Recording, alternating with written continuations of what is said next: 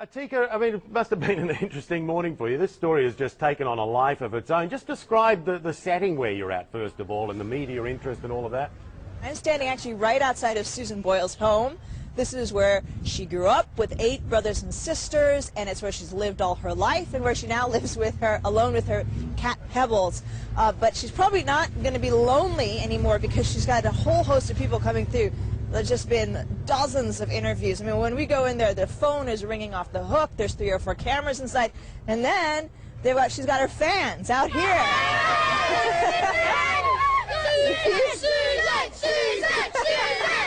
You can see she's got a built-in fan club. That is amazing. These are all local kids from the neighborhood. Isn't that funny? They've all been trying to get her autograph every day. So it's really great. And I mean, this is the town here. As you can see, all the houses look, pretty much the same. This is the kind of neighborhood she's from, and it's a big shock to everybody here that suddenly she's this huge star. So. How's she dealing with it? Everybody's excited. Is she dealing with it well, or is she a bit overwhelmed?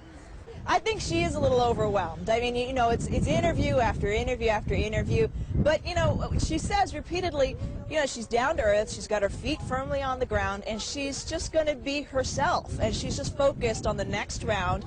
She wants to try and win this thing. So she says as long as she can focus on the next round, she'll be fine. Yeah, now one of the debates that's gone on, not debates, but one of the issues that's been raised is this whole thing that everyone was surprised at how good she was, and the judges were surprised. Well, why were they surprised? Why shouldn't she be a good singer? You know what I mean? There was articles in the British press about this as well.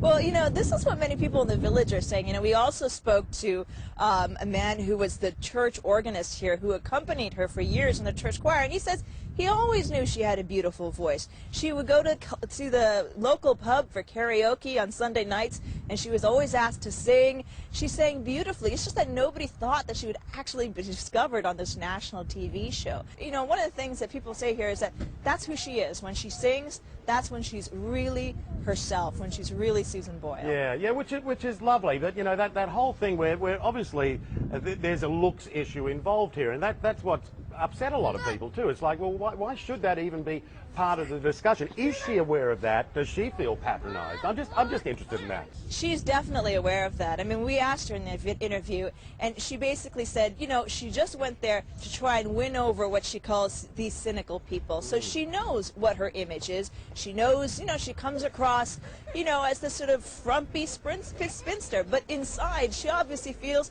that she has a story to tell and a song to sing. And what's amazing is when she sings so confidently, so beautifully, and it just wins you over. And I think that's really what got people in the audience, and it's certainly in the village here what people love about it.